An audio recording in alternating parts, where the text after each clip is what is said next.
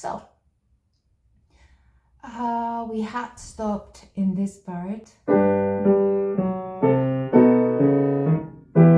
we were right now in an E minor chord, left hand octave E, right hand E chord. Now the piano is going to be completely used right now, or nearly all of it, so the image is really far away. I hope you have a way to zoom in, but I will be saying the finger numbers. So bar 62 starts on the continuation, the tight E chord. So you don't have nothing on the first quaver, you don't have anything on the first quaver, you just continue it, and then you play, we'll start with the right hand, E, G with 2, B with 4. I think we covered that. So we'll just do the notes one at a time, 1, 2, 4, and then we move inward to the F sharp chord, F sharp major, F sharp, A sharp, B sharp, C sharp, whoa. Okay, then we change finger to 2 on A sharp to ease us into next chord, A sharp 2, and then 1, 3, 5, that's F sharp, B, D sharp, okay? So 1, 2, 4, 1, 3, 5, change to 2 to give us this little impulse here, 1, 3, 5. Hope that made sense. Now bar 63 starts again with a tight note. Rhythmically, the sounds coming from the ending of bar before, 1, 2, and 3. Same rhythm. Now the notes here are the B, D sharp, F sharp, and now the E chord starting on G, E minor, G, B, E. So B, D sharp, F sharp, 1, 3, 5, 1, 2, 5. Okay, we were here, we passed the thumb for B, E minor. Now we go all the way up, or 1 octave up. From this G, we move up an octave and do C chord starting on G, G, C, E, G. Okay, and another tie. So we were here, boom, ba, ki, dam, bam, go. Okay, so far we have, I'm starting on the end of 61.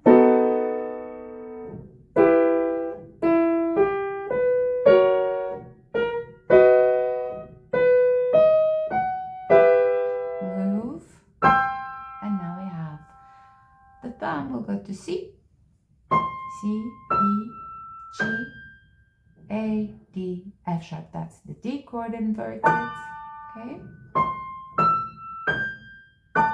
E, D, B. I'll repeat just the notes. Reposition the hand. E minor chord. E, G, B, E. D major chord. D, F, A, D. E minor with a fourth, suspended, E, G, A, E, B minor, F sharp, B, D, F, and now C, and we'll do the G down to C. Try to land there with a 4. It's not working quite well. Okay, when coming down in a glissando, use your thumb. So you were on a C, G, you want to end on a C with the finger 4.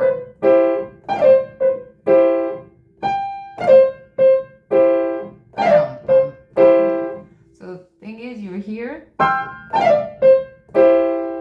and you arrive at the C and repeat the C with the E, G at the same time. So bum, bum. Got it? More or less. It's always kind of more or less in this case. There. So you're on a G. Something like that. So reviewing this, we had E,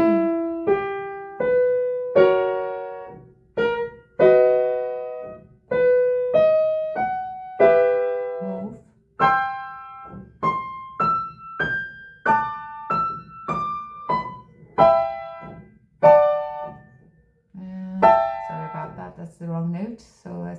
back to the E chord. Okay, now it's right. And that was the wrong rhythm. Let me just check the rhythm here. I'm not very comfortable with those glissandos without having practiced them.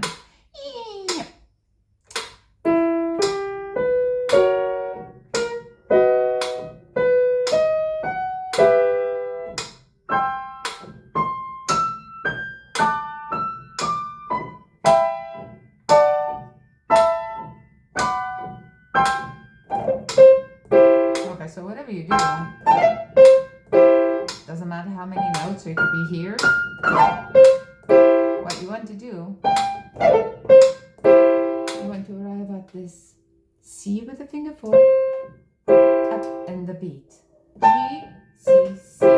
C with 4, and then E, G, C with 1, 2, 5, okay? Sometimes it's easy to do bigger glissandos than smaller ones. So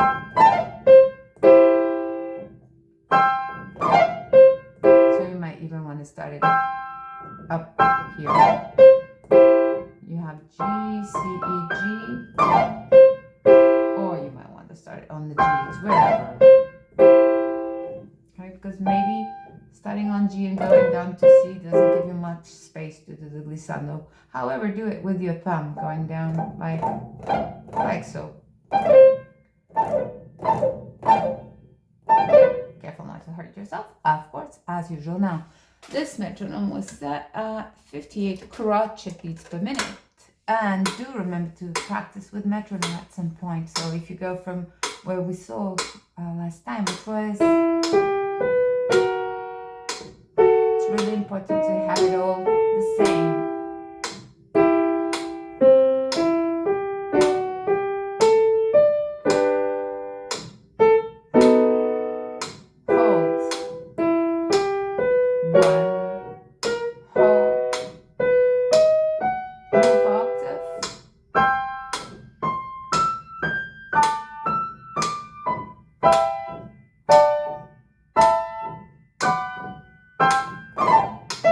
This was worse. I'm not sure I'll be starting that where I would start that glissando. Just that I need to arrive at C, okay, on the tempo. So what you want is when you have a place that's harder, like the phrase before, this one. It's clearly harder. So you want to make sure that this part that it follows is less demanding on your hand, is not slower or faster because it's less demanding. So make sure you use a metronome at some point, because of course it's going to be faster to this. So you don't want to have those stops and starts, and the only way to get that is identify the places that you are studying slower, and those you need to address with the metronome. Okay, let's go for the left hand part. So we had stopped and an octave E. Now place your pinky finger on B and go to E and B, 3 and 5. Okay, B, E, B. Now octave F sharp, and then F sharp with 4, A sharp, C sharp, octave D sharp. Those are all quavers.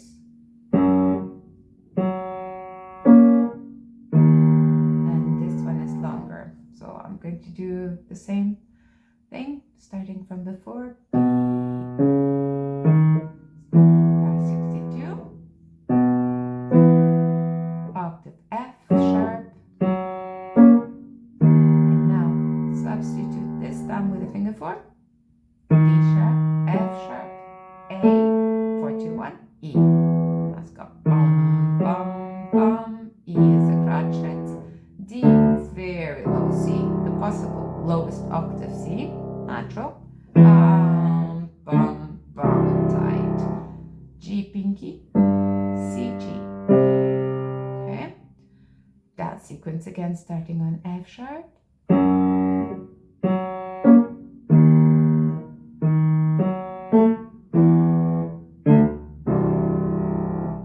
G pinky, C, G. D, D4, D5, F sharp, A, that's the D chord. Okay, so I'll do that skip to C,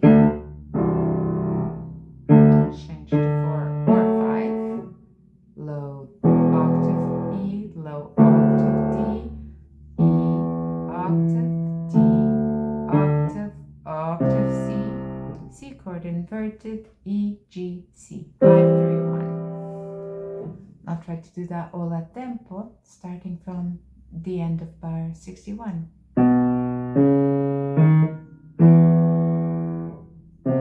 Oh, sorry about that. That was a big mistake. It was C instead of a B, okay?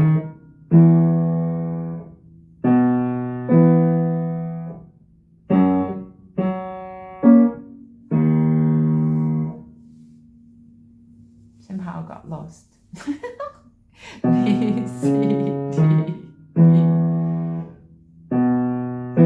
Okay, now I'm found.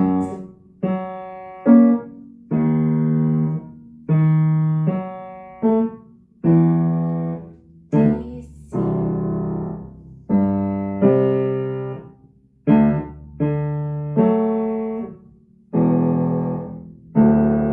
Octave E.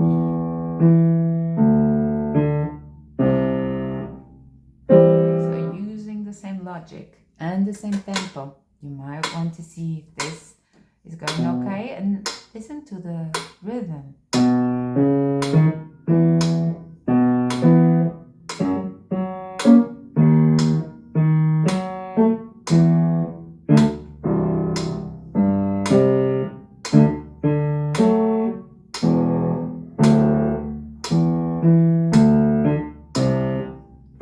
But you might want to set that metronome as fast or as slow as you want. You might need it faster, you might need it slower, but you need it. That's for sure. Everyone needs it because we need to keep ourselves in check. Otherwise, we always have these parts that go super fast or super slow. We're not machines. We don't keep track unless we record ourselves. Okay, we have very erratic tempos sometimes, especially when studying. And parts that we like so much, we do them very fast and very often, and they end up being very good, and the others are not. So I'll do this really slowly. For example, if I use that same metronome, I could use that I was using as a crotchet beat, meaning every one of these is one crotchet, meaning 2 quavers in it. I could use these as one quaver, and I would now practice like that to do 2 hands, okay? For example, I could do that and then just build up the speed until I could do that with 2 hands. Not necessarily one by one, but in 2s or 4s or 3s, whatever suits me. So just use it. But let's assume that I'm doing this as a quaver now. So each one of these would be a quaver instead of a crotchet. So to do hands together, I would do this.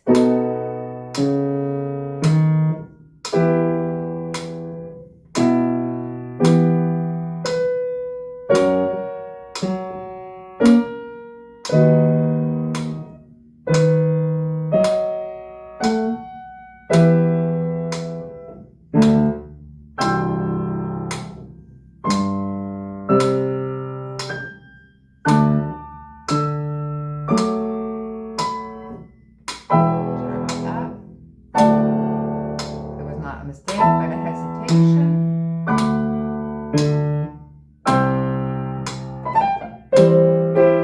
Okay, my thumb failed me there. And that was 58 quaver beats. You could need it even slower or faster. It doesn't matter what you need, just that you do need it. So we'll do that without the metronome. You might notice that I sometimes go a little offbeat. So from the same place, hopefully not much faster. Oh, sorry about that. That's a B. I had a wrong finger somewhere. Wrong, not wrong. I just put it differently here on the D. I said 4-2, but then played 5-3. It's okay. 5-3-1, 4-2-1. It's just the same. So whatever feels best.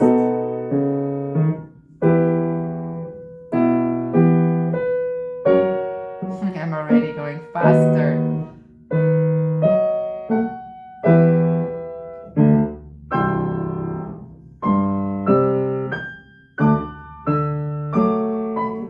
Again, I have the same hesitation, so that's a place I need to practice. practice. So this is really good because I know I'm recording myself, but I really don't care. So when I'm practicing, I know, okay, this part, I need to go all this way down. So I need to check that so that that doesn't happen. Left hand attention. Okay. And like this other part, just before, when they both need to leap, because that's more, I don't know, maybe logical, because both of them need to go somewhere, right? So it's a big leap, but both have to leap. Here it's just the left hand that has to go somewhere. Here. Now, left hand, go! And the right has nowhere to go. Now it's the glissando, that was sometimes. Oh, this time it came, alright? And we know that this is going to be faster, but don't be in a hurry to get it fast. Okay? Ooh.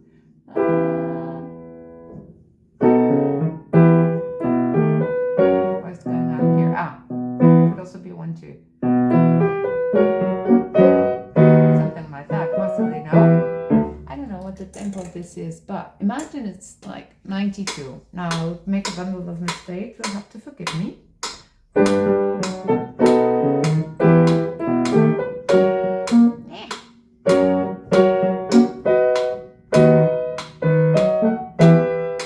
it's down, right?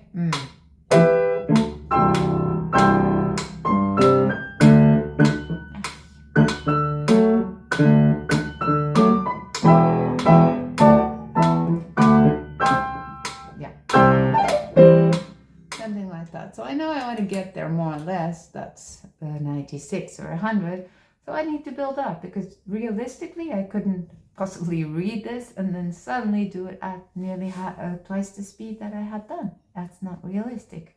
That's just silly and getting myself primed up for being frustrated. So what I do is I study it a little bit, and then I check my points. Where do I fail consistently? Here probably nowhere particular, but I need to practice a little more before I get to there. Especially I need to do it little by little. And how do I do it little by little? Well, I keep checking myself. I know that 58 I do it well, so I'll try 62 next time. Maybe not 100, that's just silly. Okay, so I hope that helped, and let me know when you need more. Bye bye.